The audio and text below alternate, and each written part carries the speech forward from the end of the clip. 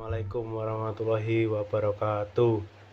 Perkenalkan, nama saya Ardiana Iwang Nur Said dari Prodi Teknik Mesin semester 1. Yang terhormat dosen pengampu Pendidikan Agama Islam Bapak Muhammad Syarif Kholili, MPDI. Di sini saya akan menjelaskan iman kepada hari kiamat dan video ini sebagai syarat ujian akhir semester 2023-2024. Iman kepada hari kiamat atau hari akhir adalah hari berakhirnya kehidupan di dunia.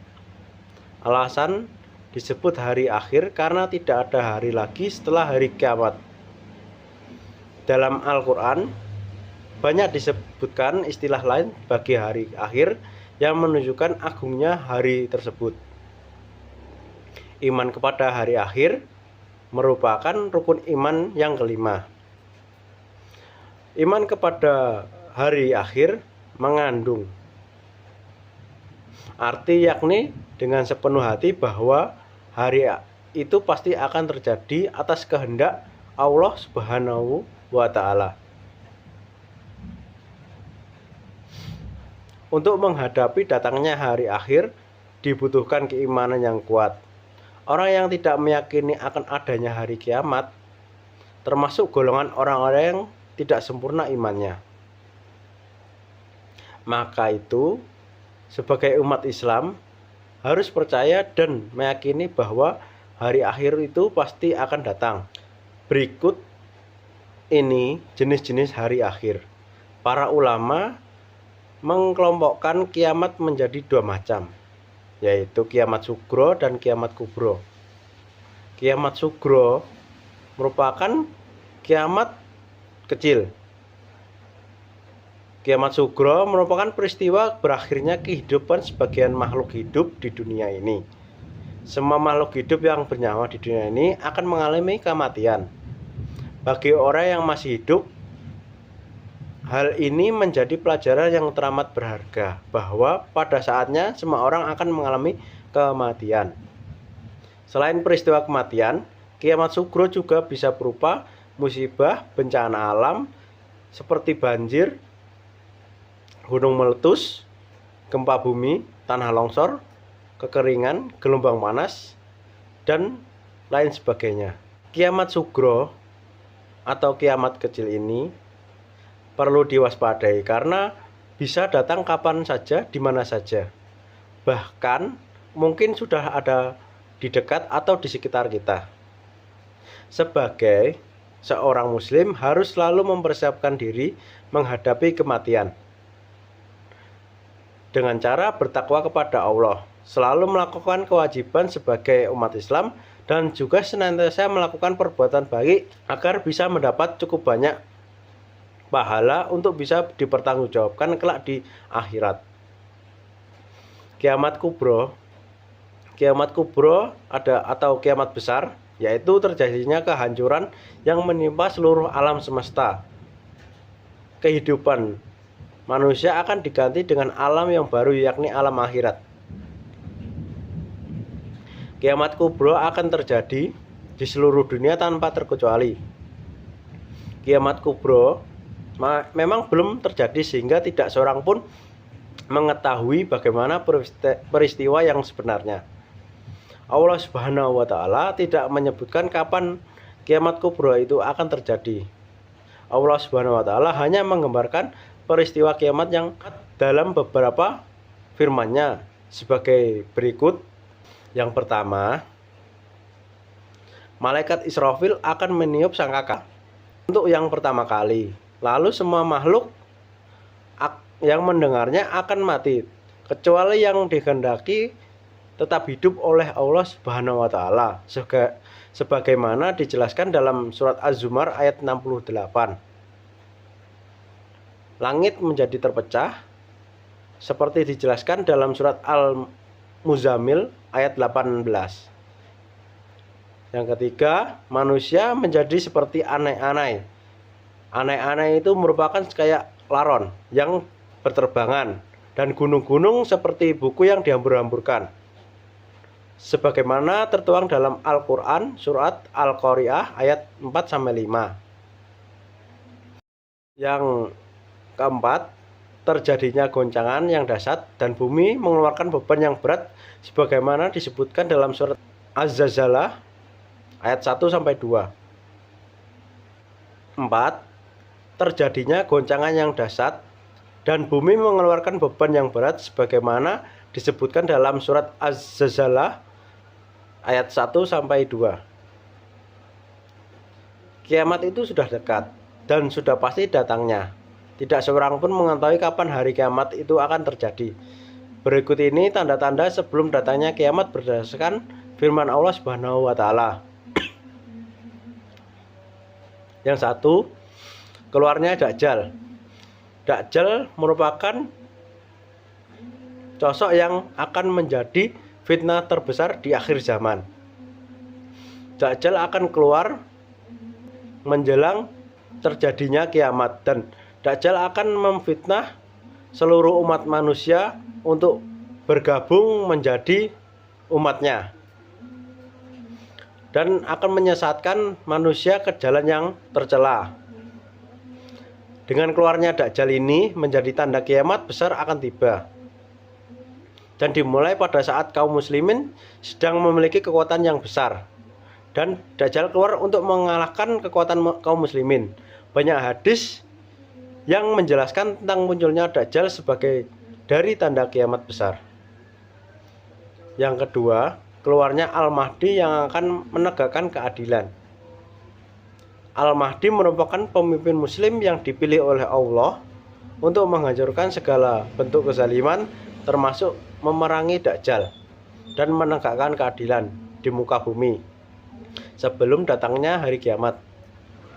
Beliau adalah sosok orang yang jujur, adil dalam menggunakan harta kekayaan yang berlimpah demi kemajuan umatnya. Allah mengislah Al-Mahdi dalam satu malam seperti yang dikatakan pada sebuah hadis yang artinya Al-Mahdi berasal dari umatku yang akan diislahkan oleh Allah dalam waktu satu malam. Hadis riwayat Ahmad dan Ibnu Majah. 3. Turunnya Nabi Isa bin Maryam. Firman Allah Subhanahu wa taala dalam surat An-Nisa ayat 159 menyatakan bahwa tidak ada seorang pun dari ahli kitab kecuali akan beriman kepada Isa sebelum kematiannya. Yang keempat, keluarnya Ya'juj dan Ma'juj. Ya'juj dan Ma'juj adalah orang-orang yang membuat kerusakan di muka bumi ini. Dijelaskan dalam surat Al-Anbiya ayat 96 bahwa salah satu tanda kiamat itu adalah apabila dibukanya tembok Ya'juj dan Ma'juj dan turunnya dengan cepat dari seluruh tempat yang tinggi. Yang nomor 5, munculnya awan hitam. Firman Allah Subhanahu wa taala dalam surat Ad-Dukhan ayat 10 sampai 11 menyebutkan bahwa di antara tanda-tanda kiamat itu adalah suatu hari ketika langit membawa kabut yang nyata yang meliputi manusia. Inilah azab yang pedih. Awan dalam ayat ini adalah kesempitan kelaparan.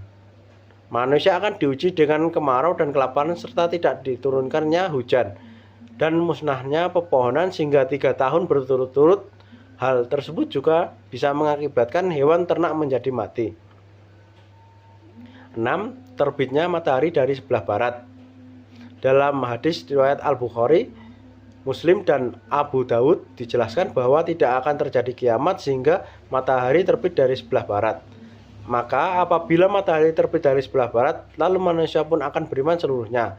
Namun keimanan tersebut sudah tidak dapat diterima oleh Allah Subhanahu wa taala karena tanda dari matahari terbit dari barat merupakan tanda ditutupnya iman seseorang dan diterimanya amal-amal kebaikan yang langsung ke langit. Keluarnya datang pada pagi hari.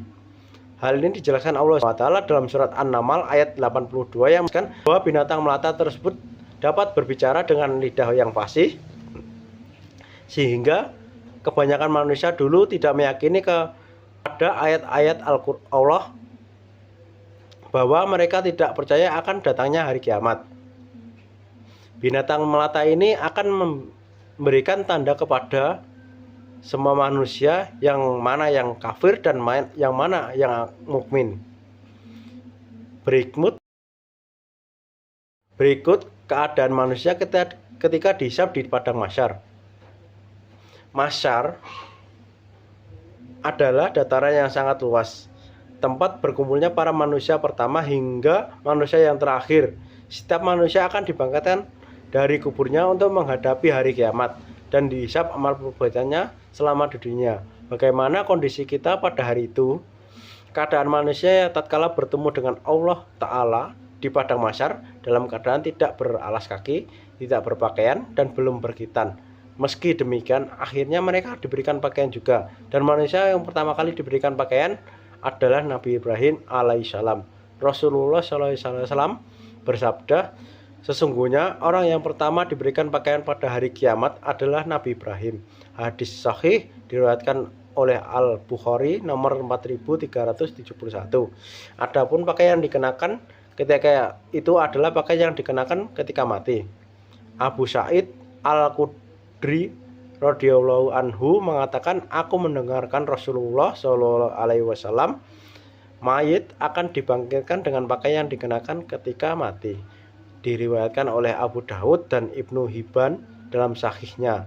Hadis ini dinilai sahih oleh Albani dalam Sahih At-Targhib wa Tarhib nomor 3575. Mu'az bin Jabal radhiyallahu anhu tatkala hendak menguburkan jenazah ibunya, beliau meminta agar jenazah ibunya dikafankan dengan pakaian yang baru. Beliau mengatakan, perbaguskanlah kain kafan jenazah kalian karena sesungguhnya mereka akan dibangkitkan dengan memakai pakaian itu. Fathul Bahri Syarh Sahih Al-Bukhari 11.383. Pada hari itu manusia akan merasakan terik matahari yang didekatkan jaraknya hingga 1 mil, sehingga mereka berkeringat. Di antara mereka ada yang keringatnya sampai kedua mata kakinya, ada yang sampai kedua lututnya, dan ada yang sampai pinggangnya, serta ada yang tenggelam dalam keringatnya sesuai dengan amal perbuatan di dunia. Hari dikumpulnya manusia di padang mahsyar juga merupakan hari penghisapan amal. Hari di mana amal manusia diperhitungkan. Pada hari itu manusia akan dibagi menjadi beberapa kelompok. Kelompok pertama, kelompok kaum mukmin yang masuk surga tanpa hisab, tanpa hasab.